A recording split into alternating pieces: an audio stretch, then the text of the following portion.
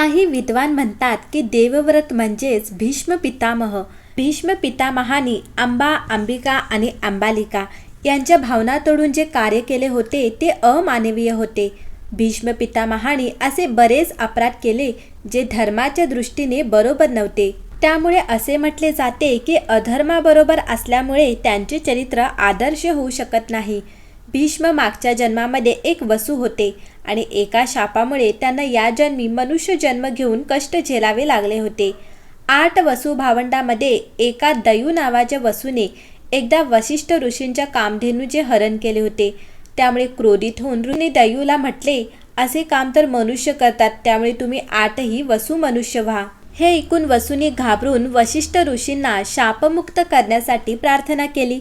तेव्हा ऋषी म्हणाले, दुसरे वसू तर वर्षाचे शेवट होण्यापूर्वी या शापातून मुक्त होतील, पण या दयूला त्याच्या कर्माचे फळ भोगण्यासाठी एक मनुष्य जन्म म्हणून त्रास भोगावा लागेल. हाच दयू नंतर गंगेच्या पोटी देववृत्ताच्या रूपामध्ये जन्म घेऊन आला. हाच देवव्रत पुढे जाऊन भीष्म पितामहांच्या रूपामध्ये ओळखला जाईल. एकदा भीष्म पितामहांचे वडील शांतनू सत्यवतीचे रूप आणि सौंदर्याने मुग्ध होऊन तिच्यावर प्रेम करू लागले आणि ते तिच्याबरोबर विवाह करू इच्छित होते. पण सत्यवतीने त्यांच्यासमोर एक अशी अट ठेवली जी ते पूर्ण करू शकत नव्हते. त्यामुळे ते नेहमी उदास आणि दुःखी राहत असत. जेव्हा भीष्म पितामहांना या गोष्टीचे कारण समजले तेव्हा त्यांनी सत्यवतीची अट मान्य करून त्यांचे वडील शांतनूचा विवाह सत्यवती बरोबर करून दिला. सत्यवतीमुळेच भीष्मांना आजीवन ब्रह्मचारी राहण्याची शपथ घ्यावी लागली होती. शपथ घेतल्यानंतर त्यांनी हस्तिनापुराच्या गादीवर कुरुवंशाचे शासन अबाधित ठेवण्यासाठी खूप पाप केले होते. जेव्हा कौरवांची सेना जिंकत होती तेव्हा भीष्मांनी ऐनवेळी पांडवांना त्यांच्या मृत्यूचे रहस्य सांगून कौरवांबरोबर धोका केला होता. गांधारी आणि तिचे वडील सुबल यांच्या इच्छेविरुद्ध भीष्मांनी धृतराष्ट्राचा विवाह गांधारी बरोबर करून दिला होता. असं मानलं जातं की त्यामुळे गांधारीने सुद्धा तिच्या डोळ्यांवर पट्टी बांधली होती. शेवटी गांधारीला दावाग्नीमध्ये जळून स्वतःच्या प्राणांचा अंत करावा लागला होता. भरलेल्या सभेमध्ये जेव्हा द्रौपदीचे वस्त्रहरण केले जात होते तेव्हा भीष्म पितामह गप्प बसले होते. भीष्मांनी दुर्योधन आणि शकुनीचा अनैतिक आणि कपटी खेळ तसाच चालू दिला होता. शरशय्येवर जेव्हा भीष्म पितामह मृत्यूचा सामना करत होते तेव्हा त्यांनी द्रौपदीची क्षमा मागितली होती. सत्यवतीच्या सांगण्यावरूनच भीष्मांनी काशी नरेशच्या 3 मुली अंबा, अंबालिका आणि अंबिका यांचे अपहरण केले होते. नंतर अंबेला सोडून दिले.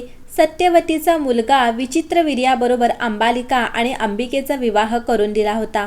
भीष्मांनी शरशय्येवर झोपलेले असताना भगवान श्रीकृष्णांना विचारले, हे मधुसूदन, हे माझ्या कोणत्या कर्माचे फळ आहे की मला बाणांची शय्या मिळाली?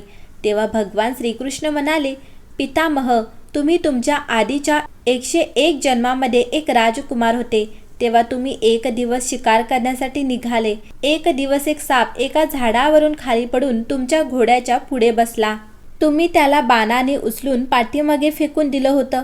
तेव्हा तो बोराच्या झाडावर जाऊन पडला आणि बोराच्या झाडाचे काटे त्याच्या पाठीला टोचले. तो जेवढा त्या काठ्यांमधून निघण्याचा प्रयत्न करत होता तेवढे काटे त्याच्या पाठीला टोचत होते. याप्रमाणे तो 18 दिवसांपर्यंत जिवंत राहिला आणि देवाजवळ हीच प्रार्थना करत राहिला की ज्याप्रमाणे तडपून तडपून मला मृत्यू येत आहे त्याप्रमाणेच तुम्ही सुद्धा तडपून तडपून मृत्यू पावाल. भीष्मांनी पुढच्या आणि आधीच्या जन्मामध्ये इतकं पाप करून सुद्धा भीष्म पितामहांना कोणत्याही प्रकारचा खलनायक मानला जाऊ शकत नाही. कारण भीष्माने जे केले ते हस्तिनापुराच्या सिंहासनाचे रक्षण आणि कुरुवंशाला वाचवण्यासाठी केले होते. मंडळी, पितामह भीष्मांना इच्छा मृत्यूचे वरदान होते. त्यांनी उत्तरायण सुरू झाल्यानंतरच प्राणत्याग करायचे ठरवले होते. कारण भगीरथाने गंगा पृथ्वीवर आणली तेव्हा याच दिवशी भगीरथा पाठोपाठ गंगा नदी कपिल मुनींच्या आश्रमातून समुद्राला मिळाली होती. म्हणून हा दिवस अतिशय पवित्र मानला जातो.